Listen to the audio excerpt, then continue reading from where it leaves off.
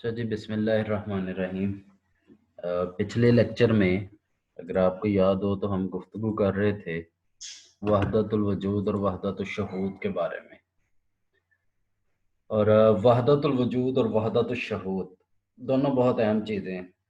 اور عالم اسلام میں اگر آپ نے ہمارے ہاں جو بڑے فرقے ہیں ان کو سمجھنا ہے اور ان کے پیچھے موجودہ جو اپروچ ہے اس کو سمجھنا ہے تو اس کے لیے یہ دونوں چیزیں بہت اہمیت کی حامل ہیں۔ سب سے پہلے تو وحدت الوجود ہے کیا، ہم پہلے اس کو ڈسکس کریں گے اور پھر اس کے بعد ہم وحدت الشہود کو سمجھیں گے۔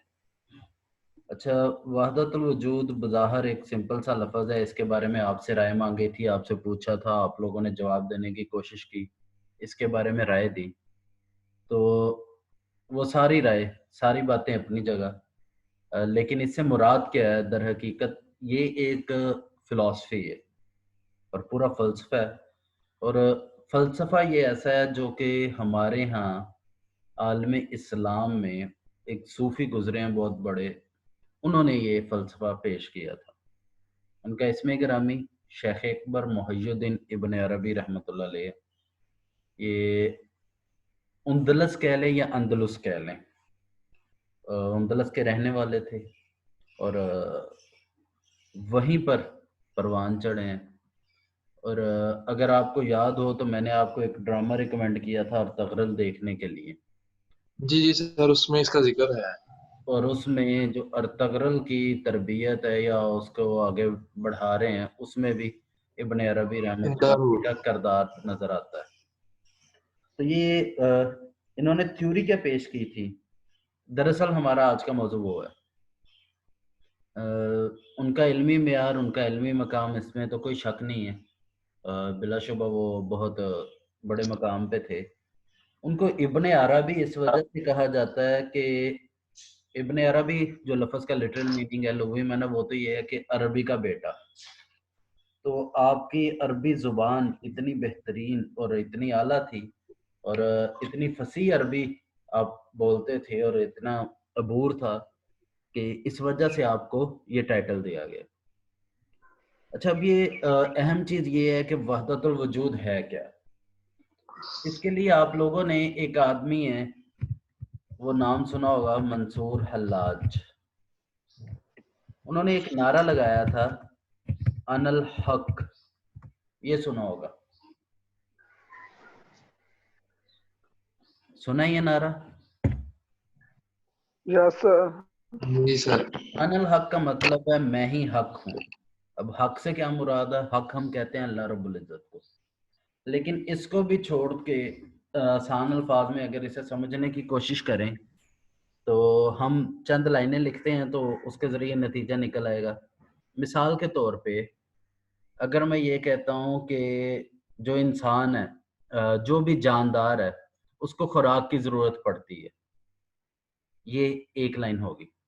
پہلی لائن میں لکھتا ہوں کہ ہر جاندار کو خوراک کی ضرورت ہوتی ہے۔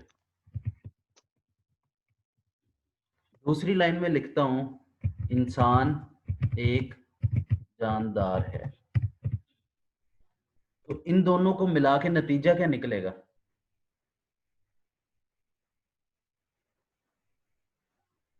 سر انسان ایک جاندار ہے جسے خوراک کی ضرورت ہوتی ہے۔ Very good. تو نتیجہ نکلے گا کہ انسان کو خوراک کی ضرورت ہے۔ یہاں تک کلیئر ہے نا؟ یہ جو میں نے لکھا ہے اسے کہتے ہیں قضیہ، پہلا قضیہ، اسے کہتے ہیں دوسرا قضیہ، اور یہ جو نکالا ہے اسے کہتے ہیں نتیجہ۔ ٹھیک ہے جی؟ اب اسی طرح ایک رائے پیش کی جاتی ہے، وہ ہم نے سمجھنی ہے۔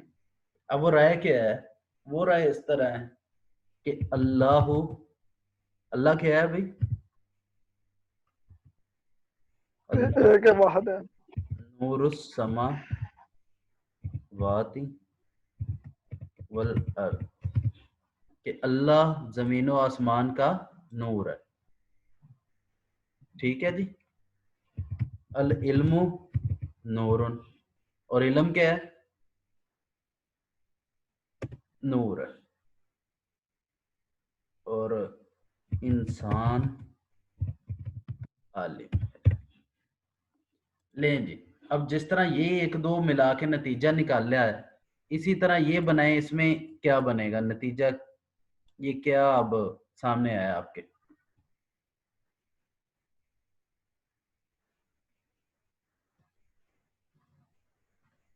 کیوں ذرا؟ سر اللہ تعالیٰ ہر چیز کا مالک ہے، نور ہے، اچھا، آسمانوں سب سے جو بھی پہلی بات آسمان یہ میں ہے جو کہ بھی زمین میں. اللہ نور ہے. ٹھیک ہے جی، جس طرح اللہ نور ہے اسی طرح علم بھی نور. نور ہے. اور جب علم نور ہے تو علم کس کے پاس ہے؟ انسان کے پاس. تو ہم نتیجہ کیا نکالیں گے اس کا؟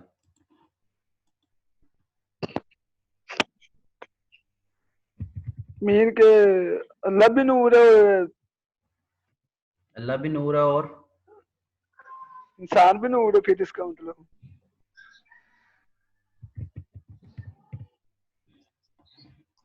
ٹھیک ہو گیا. اس کا کیا مطلب ہوا؟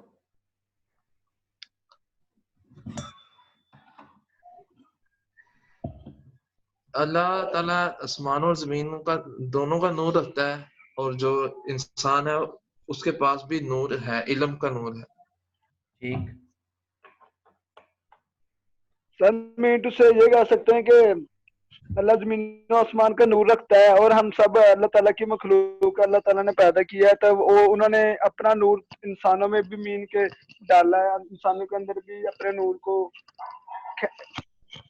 منتقل کیا ہے. بالکل ٹھیک ہے. تو اس کا مطلب ہے کہ اللہ جس چیز سے بنا ہوا ہے یا جو اللہ ہے یعنی وہ نور ہے، اور انسان بھی کسی سے بنا انسان بھی کیا ہے؟ نور ہے. تو اس اعتبار سے دونوں کیا ہوئے؟ نور ہوئے سر. وحدت کا مطلب کیا ہے؟ ایک سر. ایک. اور وجود شخصیت. جس کا کوئی شریک نہیں ہے. اچھا، اب یہ جو وحدت الوجود کہتے ہیں نا، اس کا مطلب یہ ہے کہ ہر چیز جس سے بنی ہوئی ہے، اس کائنات کی ہر چیز اسی نور سے بنی ہوئی ہے. اور جب ہر چیز اسی نور سے بنی ہوئی ہے اور اسی نور کا حصہ ہی ہے، تو دراصل در حقیقت اس پوری کائنات میں ایک ہی شخصیت یا ایک ہی وجود ہے جو کہ اللہ رب العزت کی ہے. اور وہی پوری کائنات کا کل کائنات کا مالک ہے، اور ہر چیز میں وہی نظر آتا ہے، ہر چیز میں وہی وہ موجود ہے. اور اس ایک وجود کے علاوہ کوئی اور وجود ہے ہی نہیں. آپ ہو یا میں، سارے کے سارے اسی کا حصہ ہیں، اور بعد میں اسی میں جا کے مل جانا. بات سمجھ آئی یہاں تک؟ یس سر. کیوں بھائی، کلیئر ہوئی؟ اس میں کوئی کنفیوژن ہے؟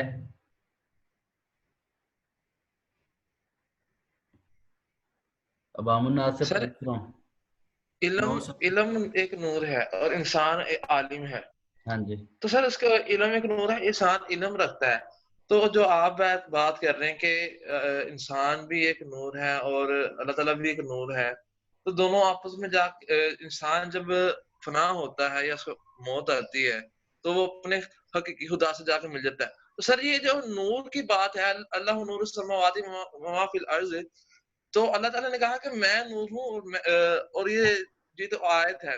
جو دوسری آپ نے بات کی ہے وہ تو مجھے علم میں نہیں ہے، کیا آیت ہے یا قول ہے کسی کا، وہ ذرا کلیئر کر دیں.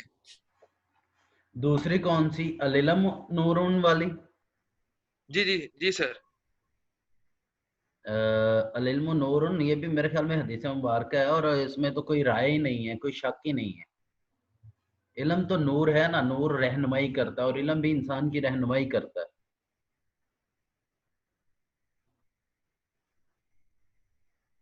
سر جو آیت ہے جس میں اللہ نور السماوات وما فی الارض، تو اس میں اللہ تعالیٰ کی باقی یا صفت بیان کی گئی ہے کہ اللہ تعالیٰ جو ہے وہ نورانی شخصیت ہے یا نورانی ہے, اس میں کوئی داغ نہیں ہے. Is it right, sir? Sorry سمجھ نہیں لگی, دوبارہ کی کیا کہا آپ نے؟ میں نے کہا سر جی جو آیت ہے اللہ نور السماوات و ما فی الارض, اللہ نور, ہاں نہیں ہے. اللہ تعالیٰ کو نور کہا گیا ہے, پاک کہا گیا ہے, جی اس جی کی صفت بیان کی گئی ہے. ہاں جی Is it right, sir? جی بالکل. تو جو دوسری جو آپ نے بات کی ہے نور, دوسری نور کی, وہ آپ نے اس کو کہا کہ ہدایت کا ذریعہ ہے. نور ایک علم ہے اور نور ہدایت کا ذریعہ ہے. ہاں وہ جی. ایک صفت کے طور پہ ہے اللہ تعالیٰ کی, اور آپ نیچے دوسرے والے کو کہہ رہے ہیں کہ وہ ہدایت ہے. تو ذرا ان کا ذرا کیسے ملاپ ہے, کیسے مل رہے ہیں آپس میں, مجھے اس کی سمجھ نہیں آ رہی. اچھا سمجھ نہیں آ رہی اس وجہ سے کہ آپ کو یہ لگ رہا ہے کہ شاید وہ جو نور ہے جس طرح وہاں پایا جاتا ہے ویسے یہاں ہو نہیں سکتا, ایسے ہی ہے نا؟ جی جی, ایک لفظی معنی جو ہے, ایک اصطلاحی معنی, اس طرح سے کچھ کمبینیشن بنا رہے ہیں آپ. ٹھیک ہو گیا. چلے میں اس کو پورے کو قرآن کی روشنی میں دوبارہ ایکسپلین کرتا ہوں. Okay sir. یہ ذرا مزید واضح ہو جائے گا. دوسرا اسی بارے میں دوسرا دلیل.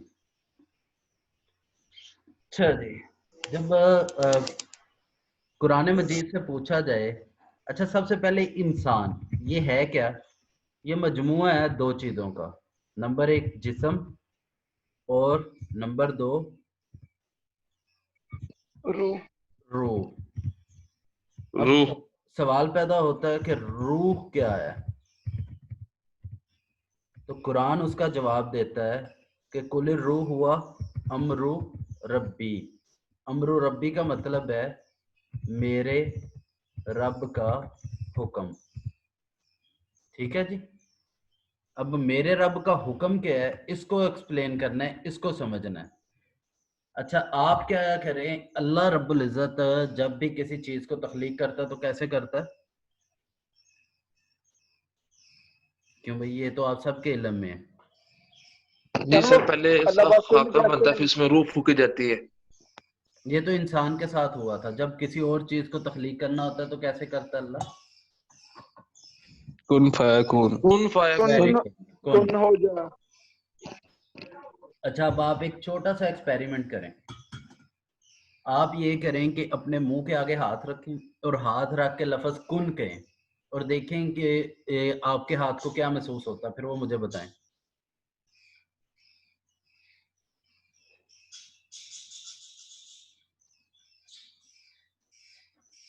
کیوں جی؟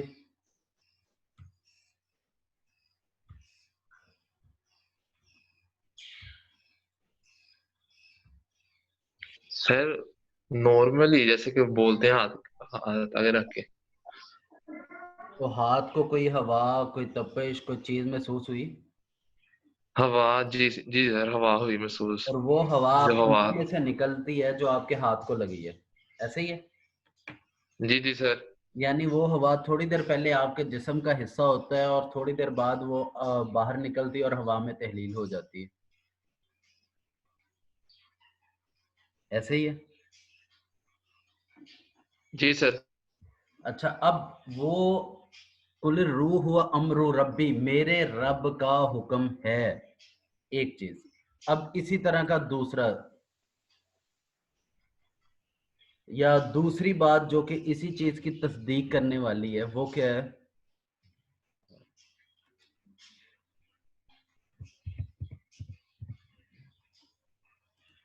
انسان کو کس کی صورت پہ پیدا کیا گیا؟ اشرف المخلوقات ہے سر نام.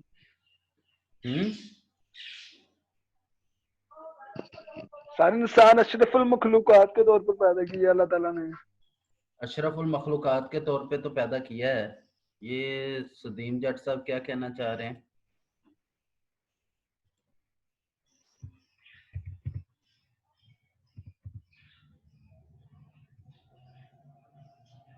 کیوں بھائی سدیم صاحب کچھ کہنا چاہ رہے ہیں؟ سر اپنی عبادت کے لیے.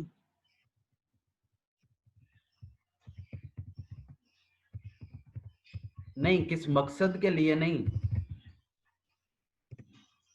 میں یہ پوچھ رہا ہوں یہ جو حدیث آیت ہے،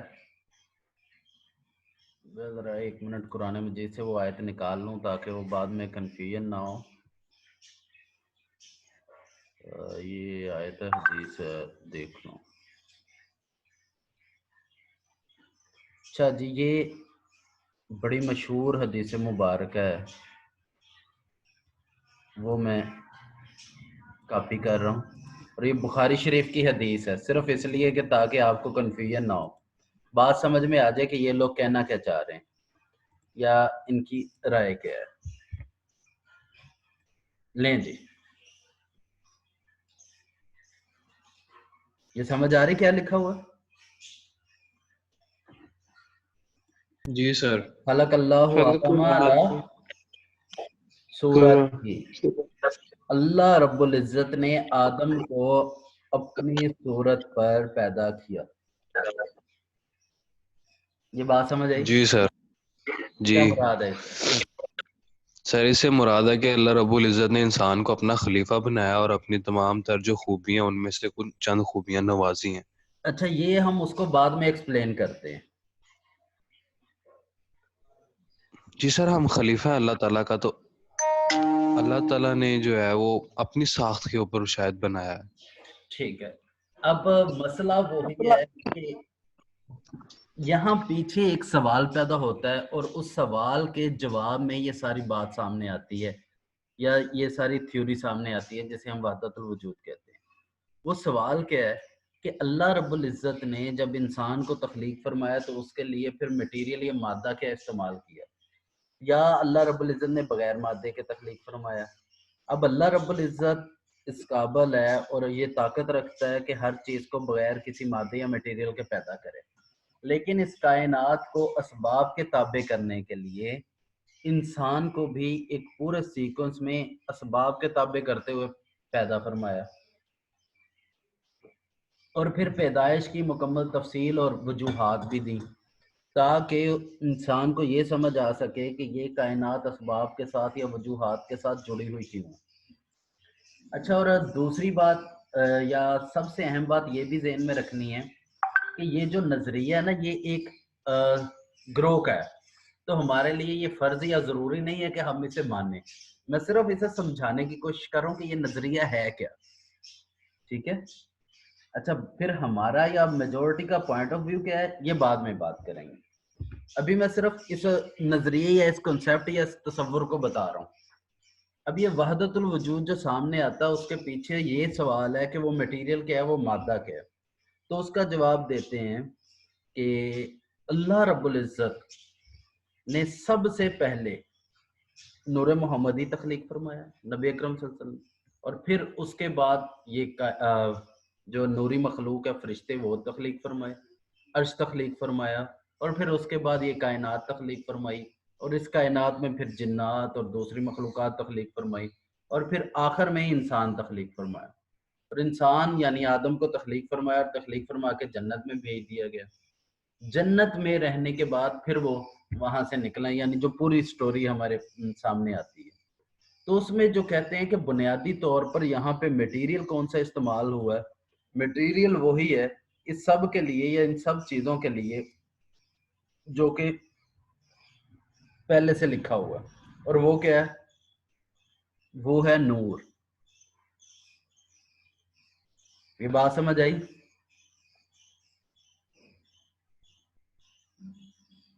سر ریپیٹ کریے گا. سمپل سی بات ہے، ہم کہتے ہیں انسان مٹی سے بنا، اور مٹی کس سے بنی ہے؟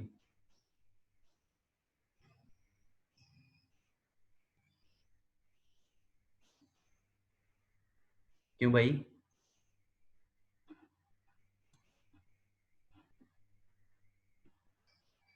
آج تو سارے سائلنٹ پہ، کوئی جواب نہیں دے رہا. جی سر، جی سر بول.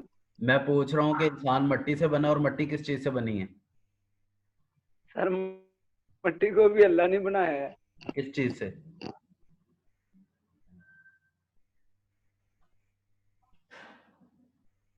سر مختلف اجزاء مل کر مین کے پھر مٹی بنی ہے. بالکل ٹھیک ہے، اور ہر چیز کے پیچھے کوئی نہ کوئی جز ہے، اور ہر چیز کا اختتام ہوتا ہے ایک ہی چیز پر اور ایک ہی ذات پر، اور وہ ہے اللہ رب العزت. تو چونکہ ہر چیز کی اصل وہی اللہ رب العزت ہے، اور اللہ کیا ہے؟ اللہ نور ہے، تو وہ یہ کہتے ہیں کہ ہر چیز اسی نور سے تخلیق کی ہوئی ہے. تو یہ نور جس قدر دور ہوتا گیا اسی قدر اس میں امپیورٹی آ گئی، امپرفیکشن آ گئی. جیسے ہی یہ نور واپس ریٹرن ہوگا، ریورس ہوگا، تو اس میں وہی پیوریفیکیشن آ جائے گی. تو چونکہ ہر چیز اسی نور سے بنی ہوئی ہے، اسی نور کا حصہ ہے، اس وجہ سے وہ کہتے ہیں کہ دراصل اس پوری کائنات میں ایک ہی وجود اور ایک ہی اصل چیز ہے جو کہ پوری کائنات میں آپریٹنگ فورس ہے اور پوری کائنات میں نظر آتی ہے، سارے کے سارے یہی ہے، اور ہر چیز اسی سے بنی ہوئی ہے.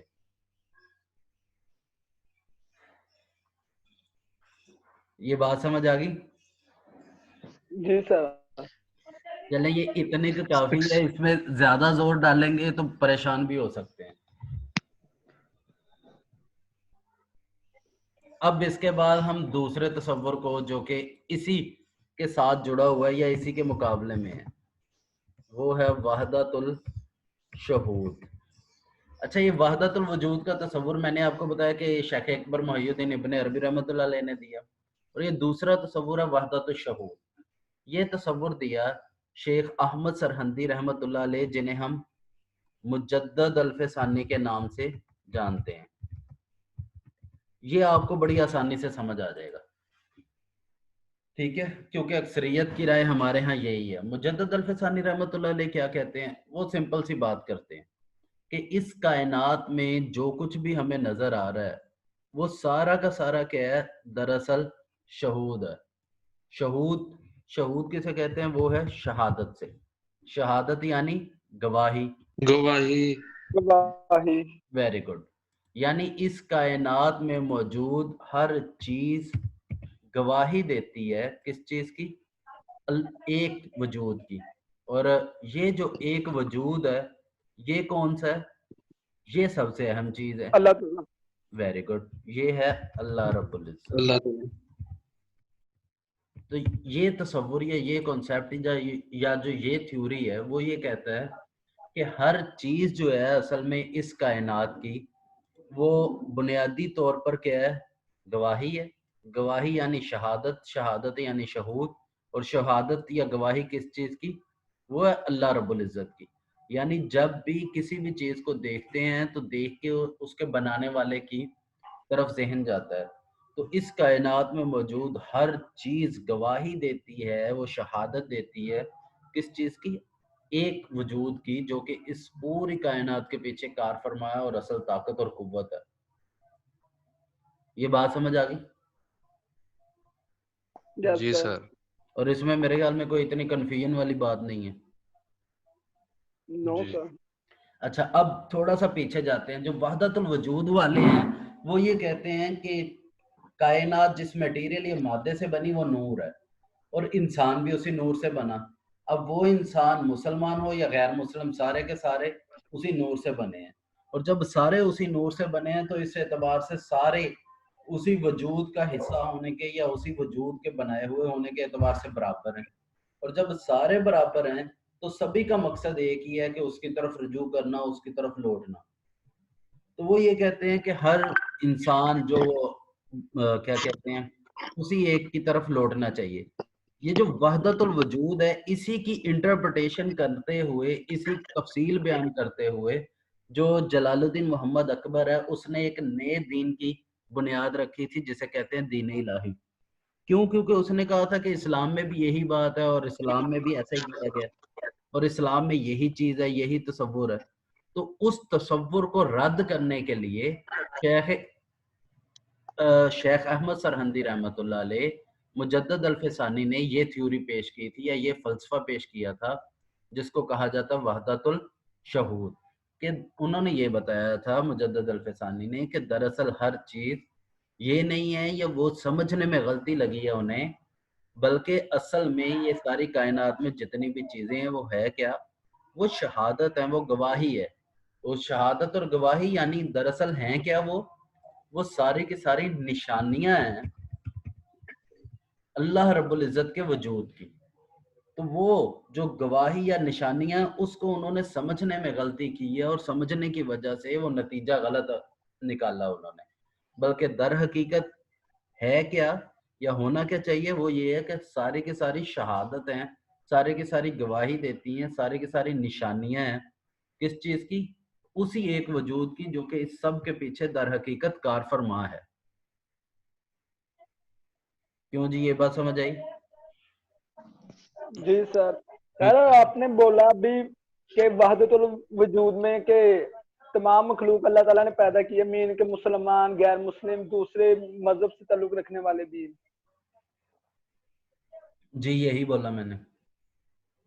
تو سر آپ صلی اللہ علیہ وسلم نے آخری خطبہ حجت الوداع میں سر اس بات کو مین کے ایکسپلین بھی کر دیا تھا کہ کسی گھوڑے کو کسی کالے پر، کسی کالے کو کسی گھوڑے پر، کسی عربی کو اجمی پر، مین کے چھوٹے بڑے کو کسی طور پر کسی پر فضیلت حاصل نہیں ہے سوائے تقویٰ کے۔ ٹھیک سر یہ اس بات کو مین ایسے ایکسپلین کر سکتا ہے یہ چیز؟ اچھا، یہ اس طرح کی جو ساری باتیں ہیں نا وہ وحدت الوجود والے اپنی دلیل کے طور پر استعمال کرتے ہیں۔ جی سر۔ اور دوسری طرف جو چیزیں ہیں کہ ہر چیز میں افلا یتدبرون افلا یتفکرون، یعنی تم کائنات میں غور و فکر کیوں نہیں کرتے، اس میں نشانیاں ہیں عقل والوں کے لیے، اس میں کیا کہتے ہیں عبرت ہے عقل والوں کے لیے، تو یہ اس طرح کی ساری آیات وحدت الشہود والے استعمال کرتے ہیں۔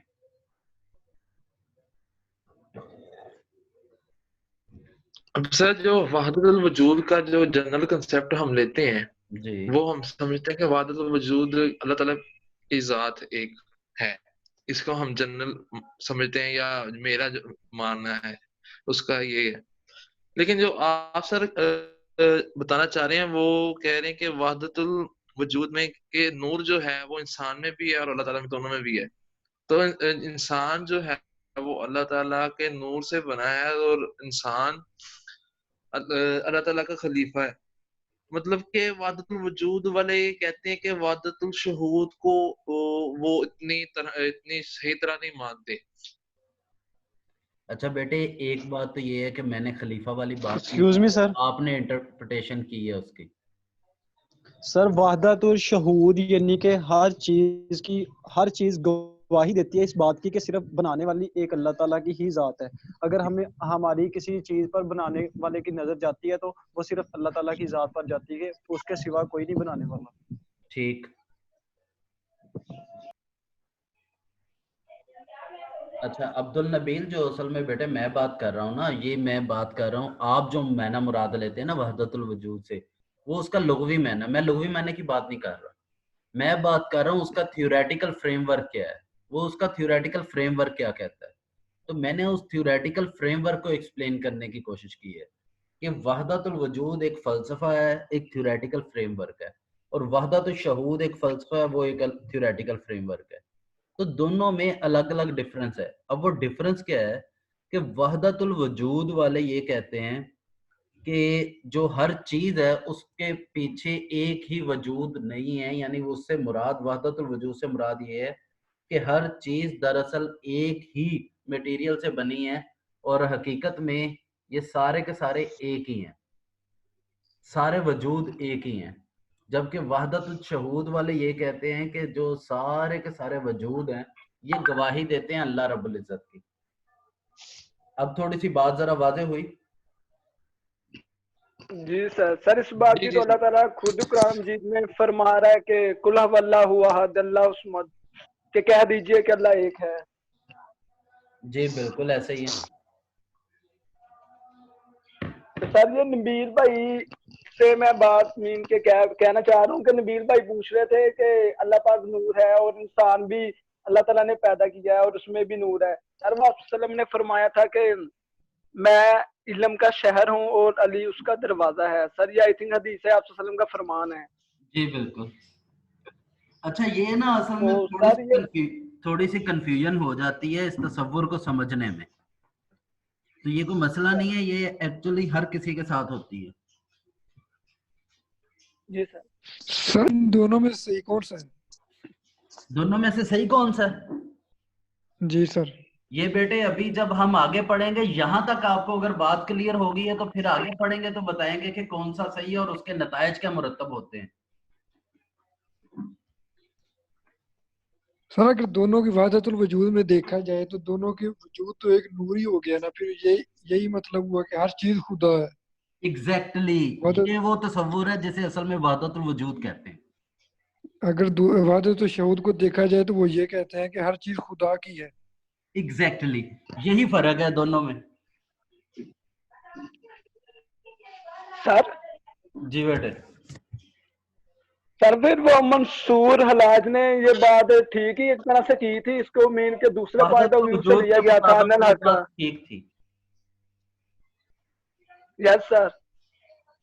अच्छा अब ये कॉन्सेप्ट क्लियर हो गए? यस सर ठीक हो गया। चलें एक